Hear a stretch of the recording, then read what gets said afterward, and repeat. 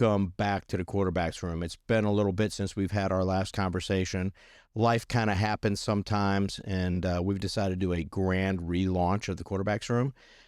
It seemed like the right time to do it and get back into it. I had a little more time on my hands so we could catch up. And it's been an exciting time for us. A lot of things have happened. But I want to start off reminding you that the quarterback's room is brought to you by Florida Football Prep. That's Florida Football Prep, www.floridafootballprep.com. Now, Florida Football Prep started out basically just prepping footballs. It was kind of a side thing, and it's kind of ballooned into a whole new range of capabilities. Now they're doing player evaluations. They're sponsoring camps. They're making custom gear and custom team gear. They've got a stable of trainers that they're continuing to work with. And now they're even standing up their own youth 7-on-7 league, which will be FFP Elite. And that should be an exciting time for them and for a lot of players, and give you an opportunity to play on a team that is not only out there just to have fun, but is actually preparing you for your next level. So it'll get you ready for high school. It'll get you ready for college. It'll get you those skills that focus on growing you as a player and growing a team. So we're really excited about FFP Elite, and I hope you are too. Another thing that we've been doing is we've been doing a lot of stuff with a local coach here named Michael Slack. Michael Slack has been in the industry for a while. He worked with what was called the National Football Academies, which his father founded something like 25 years ago. Darren Slack, former UCF quarterback, got into coaching a long time ago and kind of paved the way for a lot of the coaches today. Well, Darren has retired, and Michael has picked up the reins and started his own organization. He has taken over from NFA, where they were, and now has turned it into Quarterbacks Academy by Michael Slack. And I can tell you that they just had their big launch camp, and it was kind of interesting because it was a very select group. He only invited certain people that he knew were advanced enough to come to the camp, and Miles was blessed to be one of them. And so it was this last Saturday. And Miles, how do you think that camp went? I think it was good. I got a lot more work in because, like you said, it was for the people that were advanced enough. So it was like a good start for his first camp. And so what kind of specific work did you get in? Was it all just throwing the football, or did you do other things? We did 3 classroom sessions, 3 on the field sessions, because we got a bunch of breaks because it was like hot outside, like 95 degrees out. Actually, I think it was more like 103, to be 100% honest. Yeah. But now, what kind of stuff did they do in the classroom? Like coverage work, fronts, fun the open space, hard deck, stuff like that. Okay, so it wasn't just going out there and throwing the football, and that's always a plus for the more advanced camps. Overall, what do you think of Coach Slack, and what do you think that he brings to the table that other coaches don't? I think he's a great coach. I like how he focuses on more like game scenarios and not like these funky drills that don't make sense and you'll never do it in a real game. He's really good with mechanics. He's good at footwork too, and I think he's a great coach. Yeah, and we've been blessed to be working with Michael now for about 18 months, and he's truly been a blessing to Miles. Miles at the stage in his development that getting those sound fundamentals down is imperative as he prepares to move into high school football. And an interesting thing, Miles, what are you going to be playing this fall? JV. Which means, what does JV stand for? Junior varsity. So junior varsity. So where Miles goes to school, we had the option of playing on a youth league team, a 12U team, because Miles is still only 12 going into 7th grade. We could have played on a youth league team or on the JV team. At one point, we were thinking about trying to do both. That became excessive, and we just knew it wouldn't work. So we decided to stick with junior varsity, where we'll actually be competing with kids that are 8th, 9th, grade for junior varsity, and then hopefully get into the system enough where in a year or so he can be competing for one of those varsity slots. And he's excited about it. I think that's where you want to play, isn't it? Yeah. And all your friends are there, and you'll actually get to work with coaches whose sons aren't on the team.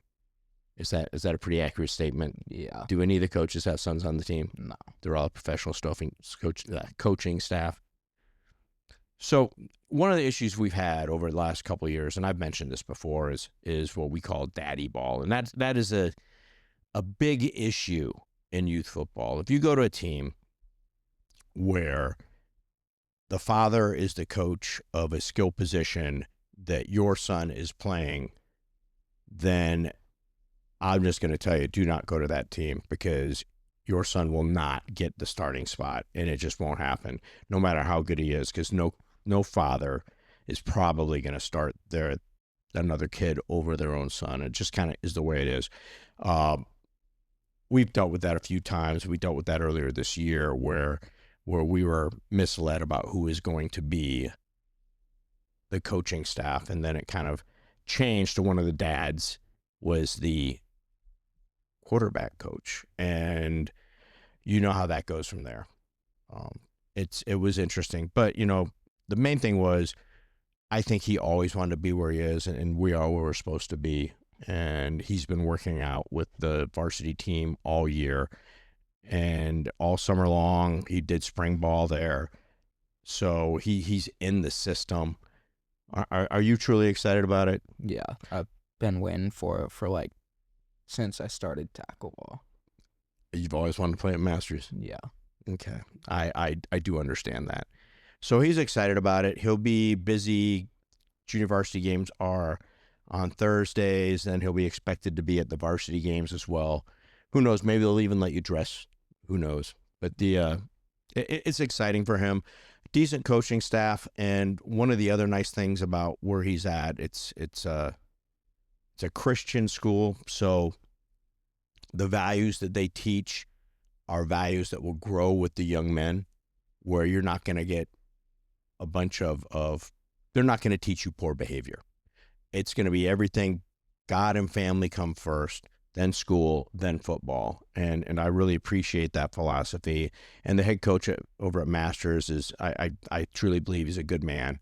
And I think that I trust putting my son in his hands. So it's a great opportunity for you. You'll get some exposure, but also you're 12 years old. What size football are you throwing? Full size. Full size football. Now at 12, he could be throwing a J ball, which if you know anything about football, there's 4 different sizes of football as you come up through the ranks. You have the K2 ball, which is basically the Pee Wee football, which is used until you hit 9 years old. Once you turn 9, you're supposed to use what's called the J ball, TDJ, and that goes a junior size ball, and that goes until you hit 12. When you're 12, you then can transition to the Y ball, the youth size football, and you're supposed to use that until you're 14, and then you transition to a full size. Full size was standard in high school and in college. But now he's throwing full size. He's always kind of thrown a little bit bigger of the bigger footballs. And when you're throwing a full size football, about how far do you think you can throw it at 12 years old? About 35. I've seen you throw a little further than that when you're throwing it at a target, but that's a pretty decent throw for a full size football downfield. What areas are you excited about specifically? Is there anything specific you're excited about for the season? Just like getting to play with my friends, because I've never been able to like play with my school friends. I've just done it at like recess, and now I get to do it in like real games against other teams, and it's not flag football. Yeah, we had a decent time though. I mean, we played 7-on-7, where, okay, did we talk about this yet? So last year, the homecoming game for the team he was playing on, he literally drove the team down the field. I think he went 3 or 4 on passing, great running plays. You had a couple broken plays where you made up for it with your feet. probably the most picture-perfect drive that team had seen all year. And you're on about, what, the 3 or 4 yard line? 2, I think. 2 yard line. What happened? Uh, Tell the whole thing. Don't just say what happened at the end. What happened initially? Walk us through it. I snapped. We called the play. It was a fade to our tight end. So I snap the ball. I take a slide step back. I throw the fade, but then I get like hit in the ankle by 2 different edge rushers, and it fractured my ankle. So Miles suffered a spiral fracture. But here's the most important thing. No, I threw a touchdown. So it was a touchdown. Yeah. So he threw the touchdown, but ended up getting his ankle broken. Which we didn't know it was broken initially. We thought it was probably a really bad sprain because there was no immediate swelling, and we sat on the sideline. He actually went out on the field at halftime and on his kneeling got crowned homecoming queen, or king, what am I saying? Homecoming king, and that was pretty cool. And then we got home, and his ankle just wasn't getting better. We took him to the emergency room, and the doctor said, yeah, it's broken. And then we got up to the hospital, and they told you what? I needed surgery. That you needed surgery. So, were you scared? Yeah. Pretty scared? Yeah. Why? I didn't know if I was going to be able to play again. But what'd the doctors tell you? That I was going to be able to play again. Yeah, didn't they say something along the lines of they wanted to be in the future, say that they'd operated on a Heisman Trophy winner? Yeah. So there it is. And anyway, bottom line, he was medically cleared in January, the 7th of January. And you played your first game on the flag football on what, the 8th? 8th or the 9th? Like 10th. I don't remember. It was like 2 days after you were medically cleared. And then he's been playing. He started with flag, got back into flag, and then played 7-on-7, which we got called and asked to join a team because they needed a quarterback. And we really hadn't even thought about it. And then what happened? So we joined the team, and what happened then? Do you remember? No. Who was the coach of the team when we joined the team? I don't remember his name, but I remember him. So the coach showed up for the first tournament, and we were we'd only been with the team 1 week, so I volunteered to help out. I was helping with the offense, and I was rotating quarterbacks because there was one already there, and he had been there, and Miles had only been there a week, so I wanted to actually evaluate and give a fair evaluation. Did I start you or did I start the other kid? The other kid started. Yes, he did. The other kid started. Why? So you could get a better look at him. So I get a look at him, plus he'd been there, right? So anybody that says all daddies are bad, that's not the case. I started somebody else over my own son because I wanted to evaluate him. How did he do? I don't even remember. I know that he had 4 series where he had 1 touchdown and 2 interceptions, 2 turnovers. And you had 3 series, a total of 3 series. And you had what? 2 touchdowns. You threw 2 touchdowns for that. And what were those touchdowns? Both deep balls. Both deep balls. One was on the first play of the drive. He threw like a 40-yard bomb and scored. It was pretty nice. But anyway, so we ended up going through the season. Miles ended up starting, and then we did win that one tournament, the Battle of the O or something like that. Yeah. So we took that tournament home. Then he got another foot injury, a minor foot injury, and sat out couldn't play the last tournament we were going to play in. So, but it was a fun time. We had a good team, a bunch of good kids, and but you enjoyed it. And then we rolled into spring football, where you did spring ball and masters, and then we did some summer work with one of the youth teams, and then and masters. So you did conditioning all summer. and then now you got about a week and a half off until you start fall camp, right? Yeah. You excited? Yeah. Can you wait? So it's been a busy summer for us, and it's been interesting. Um, but let's shift gears a little bit. So in the fall, what is something we always do? What do we get excited for usually every fall? My birthday? No. I'm talking about football wise. Besides your football, what else do we get excited? UCF football. Yeah. So we're season ticket holders to the University of Central Florida. We've been for some time. Miles has been going with me since he was 4, and I just find it interesting. And I don't know if it's the same everywhere in college football, but are you as amped up as you have been in the past? No. And why do you think that is? I don't know anyone on the team anymore. So one of the benefits is I've been a season ticket holder for so long, and I knew a lot of folks, and we know a large variety of players on the teams, and it's weird to see now because every time you make some friends with some new players, the next year they're gone. Yeah. So I think that one of the things all this is doing, and yeah, there's fans out there that the only thing they care about is win. No matter what, we just want to win. We don't care about anything else. We just want to win. There are those fans. Those are your diehards. Those are your guys like Cody, what's his name at Texas Tech, that's throwing all that money in it. He just throws money to win, right? He'll put as much money as it takes to win. And you have those big donors at certain other universities, and you know I'm sure they have them at UCF and everywhere else. But what you're losing, and we talked about this in the past, is the fans, the casual fans, the fans that get drawn into the program because they feel a connection to the program. They feel a connection to the players that they've watched play for 2, 3, 4 years. They feel connected to them. They see them around in the community. They see them after the game. You know, they see them going to classes.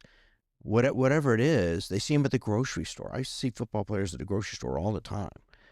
I mean, do you feel that connection anymore? No. Yeah, I've talked to some other fans and boosters that I know, and they kind of are feeling the same way I am, that it just isn't as exciting as it once was. Because do you know anybody? How many players on UCF right now do you think you know? Like 3. And they probably all, what position do all of them play? Quarterback. So, and we got some great kids that came in, you know, and UCF got Alonzo Barnett the third. I'm excited to see what he can do as long as he stays healthy. It should be great to see him. He's an athletic quarterback. He's got a great ball, and he's got speed that can move it on the outside. And then we were excited too because we got 2 great freshmen that came in, and I'm excited to see what they can do too. Hopefully in some of these games there'll be enough of a blowout we can actually see what these guys do. But the sad thing is that how many of those quarterbacks do you think are going to be here next year? None. I think maybe one out of 3. Barnett's done. This is his last year. And you have 2 kids in the same class, 2 freshman quarterbacks. One's going to have a path to start, and one isn't.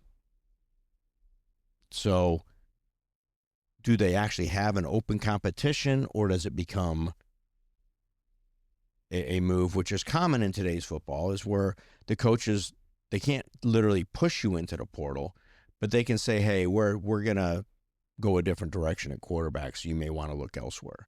And that happens all the time across college football. So just so you guys know, if a player enters the portal, it doesn't necessarily mean they want to. Sometimes it's just because they're told to, because the school wants to open a roster slot for somebody else. And it's getting even harder now because with the new laws, the roster is now capped at 105, where it used to be like 125 or something. So you're losing a lot of walk-on spots and stuff like that you used to be able to have to keep kids on the team and give them a shot. Those spots are gone. Everything is generated by revenue share, and it's just changing the game. And then now with the 5-for-5, what do you think about that? I mean, I like it. It means like there's no more 8th-year seniors and stuff like that. But what do you think else it does? It gives some like kids that were young for their grade an extra year.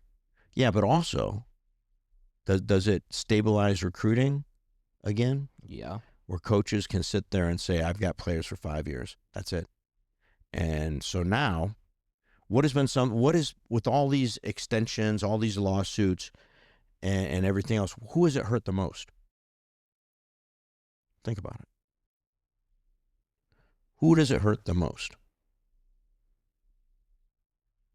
The NCAA. When players stay around for 5, 6, 7 years, who isn't getting a chance? The freshmen. But who's coming in before the freshmen?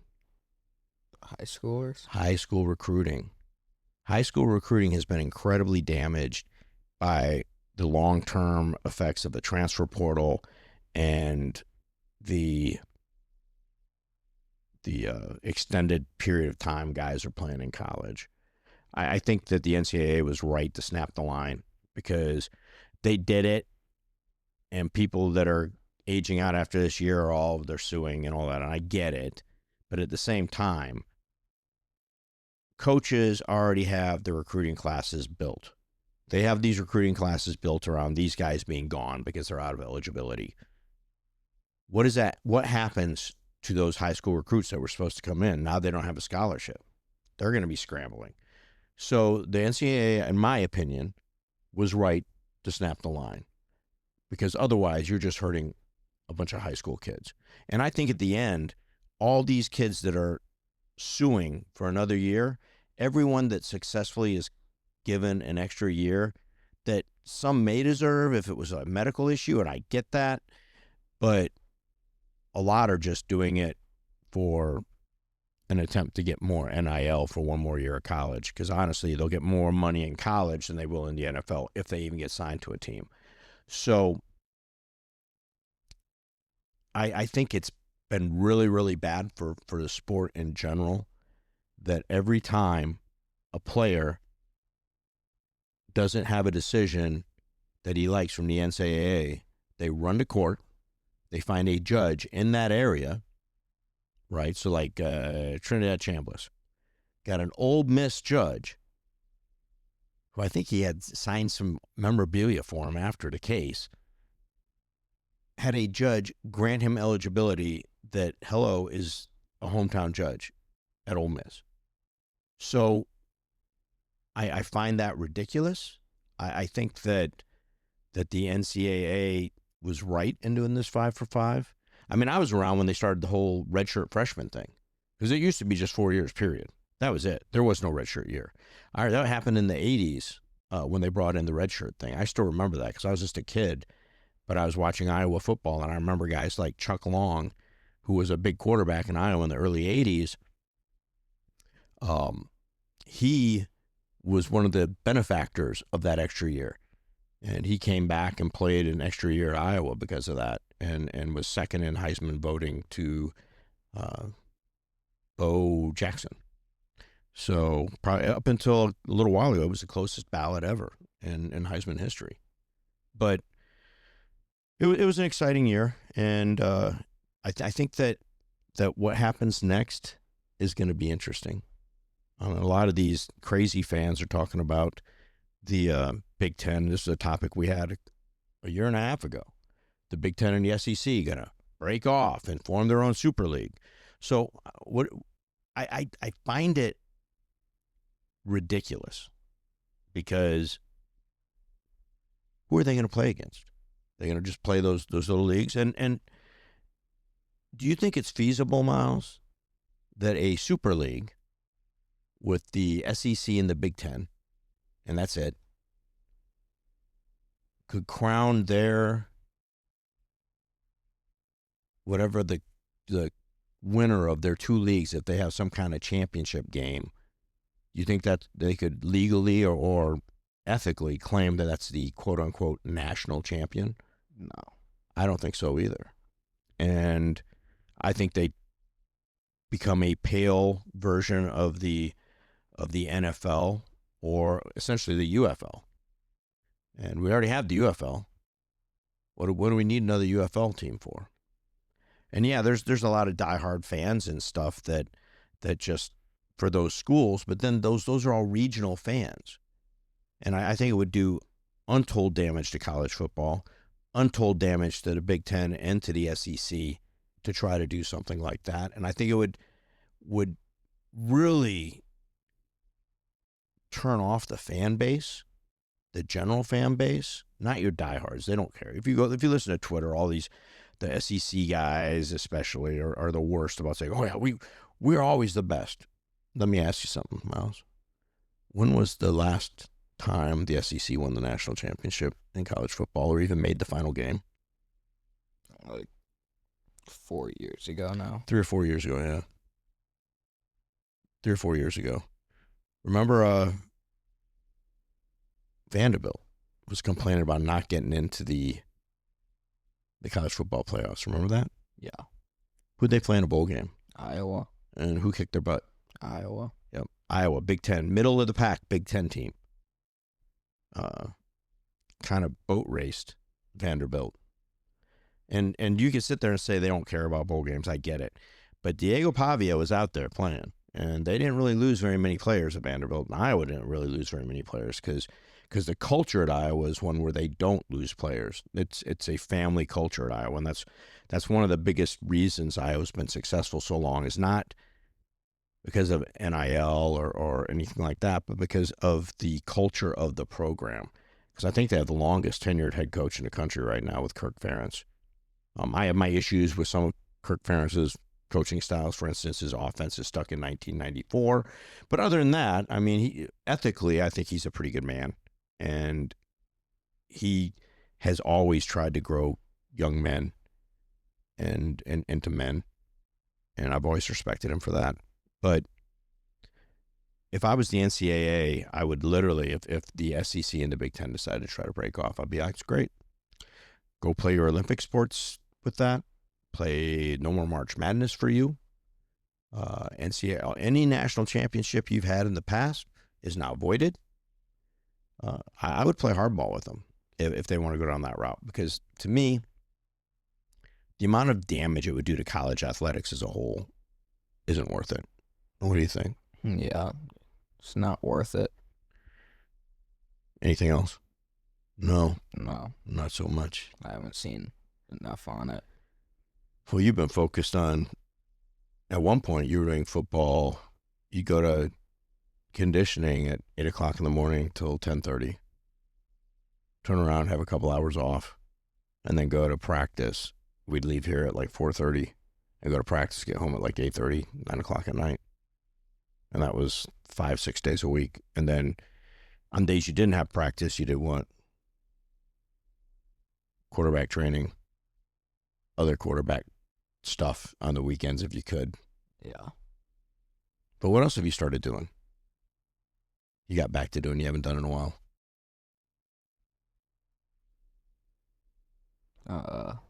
Did it yesterday. Golf. How's that going? Good. Okay. You hadn't swung a golf club since you broke your ankle, had you? How's it feel? Like, I hit the ball way farther. Even now, you're hitting it further than before? Yeah. About how far are you hitting your driver now? Like 230. 230? Yeah. Yeah, that's not bad. 12 years old hitting his driver 230 yards. I'd take that. I can't hit my driver 230 yards. But I've never been a long hitter. But anyway, again, it's been a minute since we've been here. And I just want to thank you guys for tuning in. We're going to try to keep doing this at least one episode a week, if not more. We may have little shorts we put together. But check us out. And exciting things coming to Florida Football Prep. We've got a whole new slew of gear coming out, custom tees. If you are a football player and you want some cool t-shirts and stuff, moisture wicking, because we know that's what guys like. They don't want the heavy cotton that just gets soaked in sweat. Give us a look. It's www.floridafootballprep.com, www.floridafootballprep.com. Also go on there and look at FFP Elite. If it's something you have some interest in, there's a form on there to fill out to get information on that. So fill that thing out and get back with us, and we'll get back to you, and we'll let you know. Trials for that are probably going to be this probably late November, early December.